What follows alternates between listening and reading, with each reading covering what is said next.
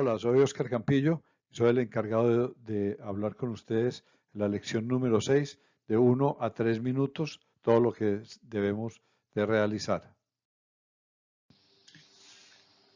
Al realizar el contacto inicial del paciente y empezar a determinar cuáles son sus heridas y sus lesiones, si nosotros determinamos que existe una hemorragia exsanguinante, es decir, una hemorragia producto de la ruptura de una arteria, debemos controlar este problema antes de cualquier otro signo vital o cualquier otra lesión, porque si no, esta persona se va a desangrar y nos va a entrar en un shock supremamente rápido, y lo cual va a generar un paciente más crítico.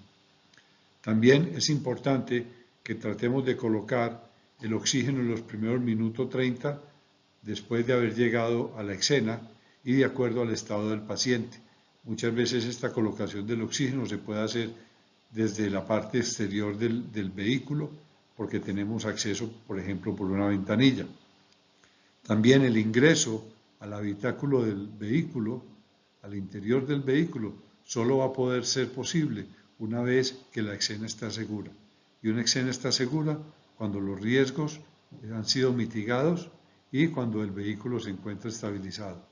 En ese momento se buscará el acceso al interior del vehículo, ya bien sea por las puertas, que es la parte más fácil, o por las ventanas, tratando de hacerlo por la parte más lejana y opuesta al paciente.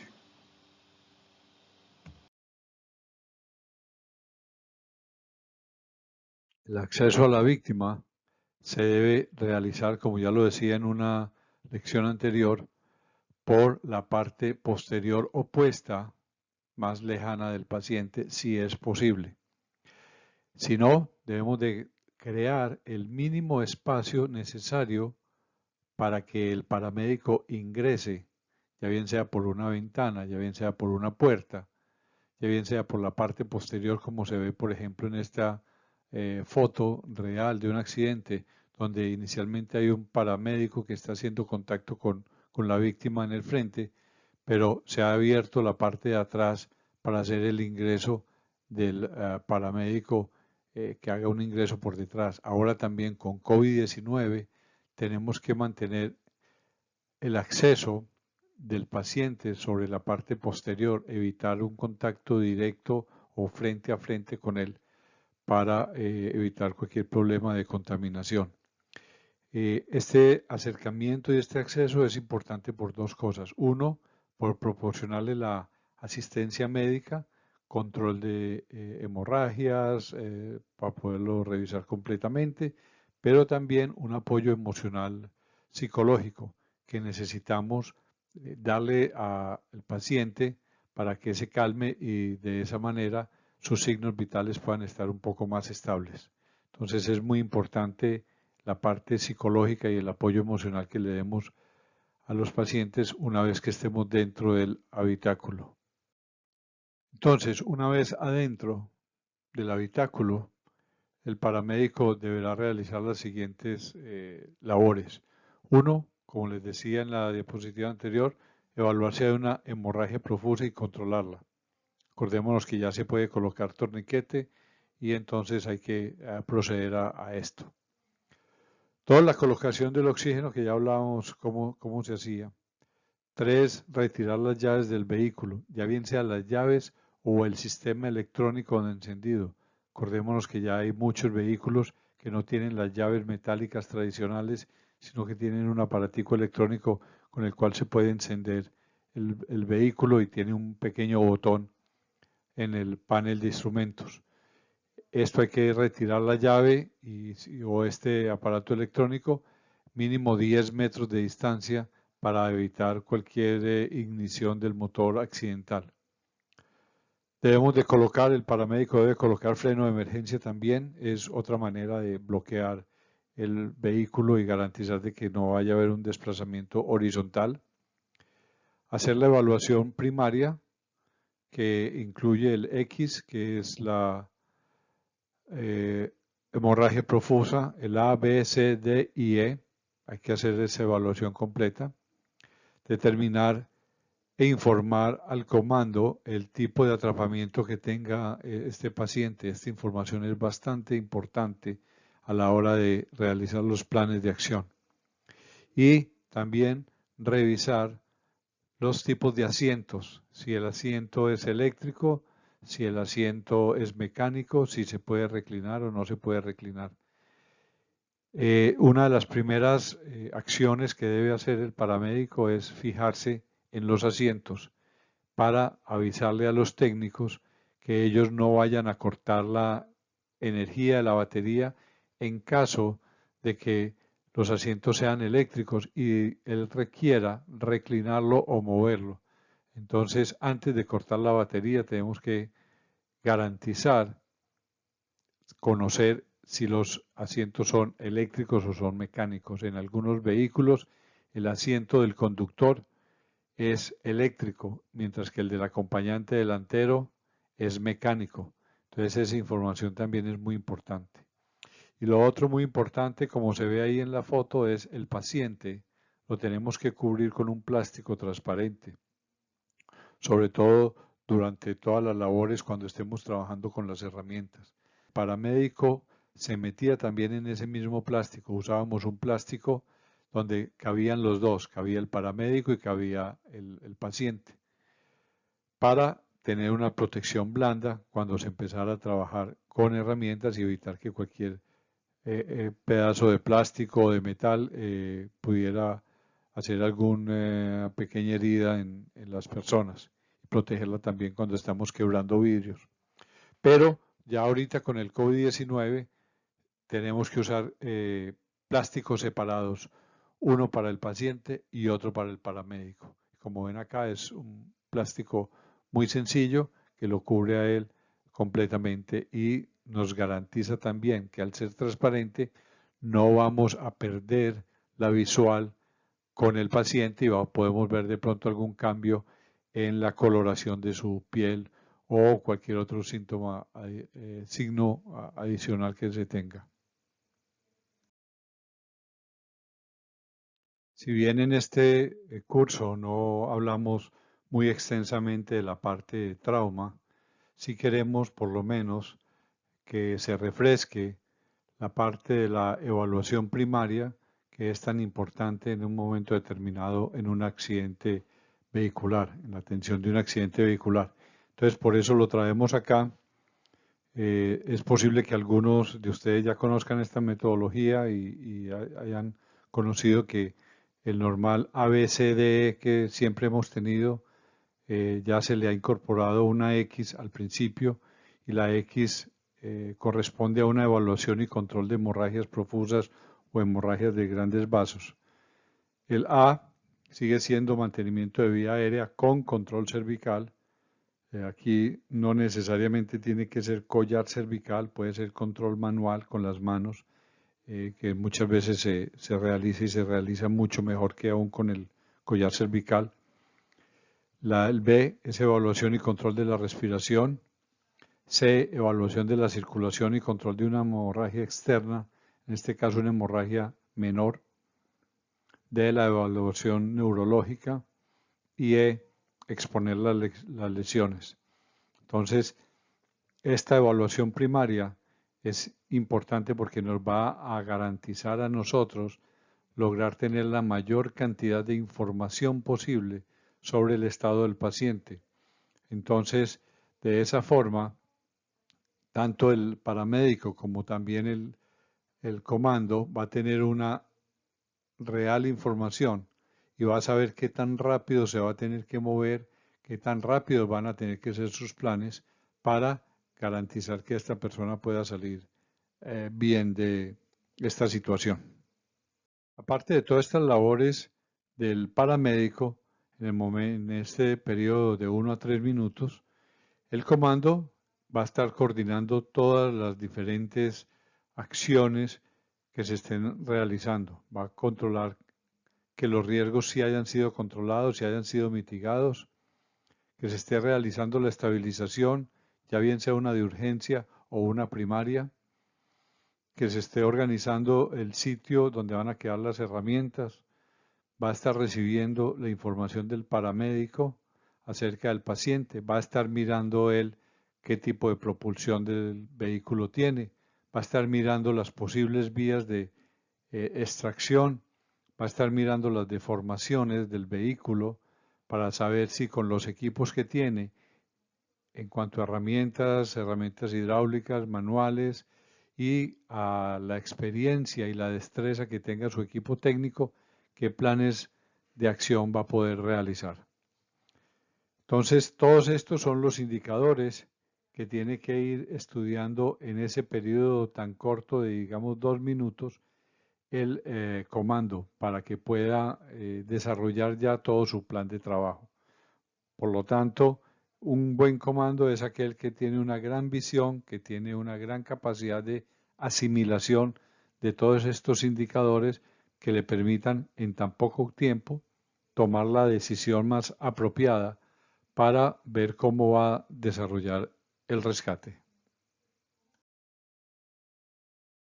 Al igual que los paramédicos y el comando, los técnicos también tienen una gran cantidad de labores que realizar en estos 2 minutos. Deberán estar mitigando y controlando todos los riesgos, todos los peligros, desconectando la batería, si se puede desconectar y si se debe.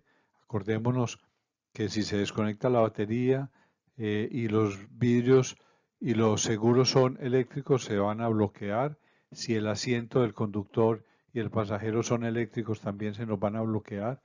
Entonces tenemos que tener esa información antes de pensar en cortar la batería. Lo mismo si es asequible o no a la batería, si tenemos un objeto encima de la tapa del motor, si el vehículo está invertido, apoyado sobre su techo, etcétera, que nos dificulte la llegada a la batería, también tenemos que tener en cuenta eso. Estarán haciendo la estabilización de urgencia o la primaria de acuerdo al tipo de gravedad del paciente. Estarán evaluando los accesos en las puertas, valorando las deformaciones de los vehículos, para ir pensando también en cuáles son las mejores técnicas de acuerdo a las deformaciones que tenga el vehículo, de acuerdo a la posición con que el paciente se encuentre dentro del vehículo, de acuerdo a las herramientas que tengan. Todas estas son decisiones y trabajos simultáneos, no solo individualmente, sino también colectivamente, en que los técnicos tienen que estar trabajando durante estos 2 minutos para luego tener una mayor información y poder seguir procesando los otros trabajos que se van a realizar.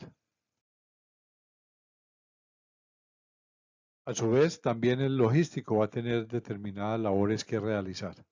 Como lo decíamos antes, el logístico es una persona que tiene que ser muy ágil, tiene que tener muy buen conocimiento técnico y va a tener una gran capacidad de bajar todos los equipos, de bajar todos los accesorios, de tenerlo todo perfectamente organizado en un sitio donde van a quedar las herramientas. Como se ve ahí en la foto, se acostumbra a colocar una manta, un plástico sobre el piso y ahí de forma muy organizada ir teniendo los diferentes elementos que sean fáciles de tomar.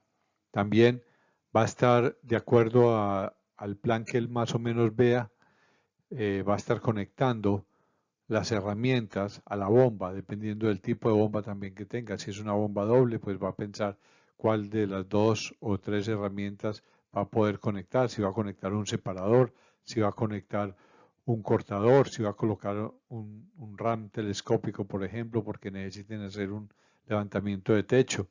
Y todas estas cosas las tiene que tener listas. La bomba la debe prender, que esté caliente y que esté lista para trabajar. Entonces, la labor del logístico también en estos 2 minutos es bastante fuerte y se necesita para que no vaya a haber ningún retraso. Además, pensemos que muchas veces los camiones de bomberos por el tipo de accidente no van a quedar muy cerca o no pueden llegar muy cerca del área del accidente.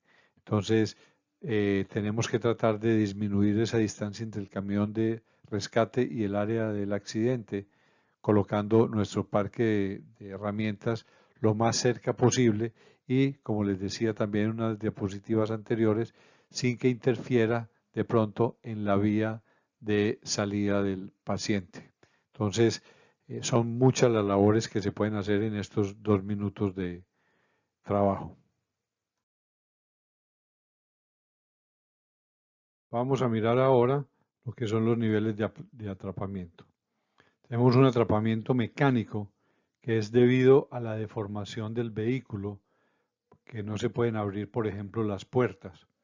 No necesariamente la persona que está en su interior va a tener algún tipo de lesión, puede que sean lesiones leves, pero el atrapamiento de él es que las puertas, por ejemplo, no se pueden abrir. Si ustedes han visto lo hermético y lo preciso que es una puerta al cerrar, cualquier pequeña deformación por motivo de un choque o un impacto va a bloquear esa puerta y va a ser difícil de que la persona pueda salir. Entonces, ese es un atrapamiento mecánico. Es posible que sus lesiones sean leves las de la persona. El atrapamiento físico 1, tipo físico 1, es el atrapamiento debido a sus propias lesiones del paciente, como por ejemplo podría ser una fractura de pelvis, una fractura de fémur, cualquiera de estas heridas, sobre todo a nivel de miembros inferiores, que impedirían que esta persona saliera por sus propios medios del vehículo. Es posible que la puerta esté funcionando y abra completamente, pero él no se va a poder bajar por este tipo de heridas o de lesiones. Entonces este es un tipo físico 1. Entonces tenemos que inmovilizar a esa persona y sacarla de la mejor forma posible. El atrapamiento tipo físico 2 es aquel en que la víctima está físicamente atrapada por uno de sus miembros contra la estructura del vehículo. Por ejemplo, los pies atrapados alrededor de los pedales del vehículo, el antebrazo lado izquierdo en un conductor atrapado entre el poste B y el asiento por un choque lateral, el volante, atrapamiento del volante sobre tórax o sobre abdomen.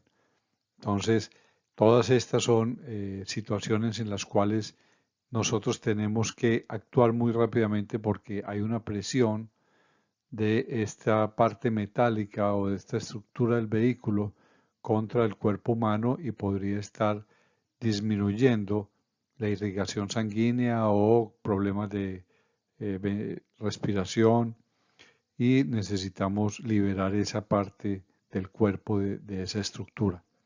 También muchas veces podemos encontrar los tres niveles de atrapamiento juntos.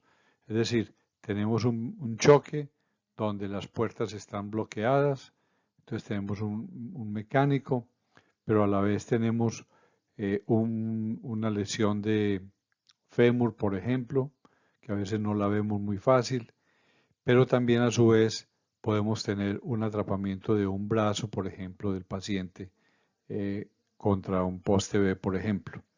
Entonces, siempre vamos a pensar y actuar basados en el nivel de atrapamiento de mayor complejidad, y esto es el físico 2. Por lo tanto, tenemos que tratar de liberar esa parte anatómica del cuerpo que está comprimida o que está retenida por la estructura del vehículo. Entonces, estos niveles de atrapamiento son muy importantes tenerlos y hablarlos de esa forma. Entonces, el paramédico, cuando le va a pasar el informe al comando, le va a decir, por ejemplo, tengo un paciente de 34 años con físico 1 a nivel de cadera, o físico 1 antebrazo izquierdo, por ejemplo, ¿sí? O podría decir, tengo un físico 2 con atrapamiento de la parte del hombro lado izquierdo contra el poste B y el asiento. Ya con esta información, el comando va a saber exactamente qué es lo que va a poder hacer para liberar eso y después poder sacar el paciente. Si el paciente tiene algún tipo de atrapamiento físico 1 y sobre todo físico 2, tenemos que en el físico 2 liberarlo para poderlo sacar. Si no, no se puede hacer nada. Entonces no podemos crear salidas del paciente sin haber liberado la parte del cuerpo que está atrapada. Entonces es importante que usemos esta metodología, esta terminología, porque es con la que más fácil se puede estar entendiendo todos los miembros del equipo en cuanto a los niveles de atrapamiento.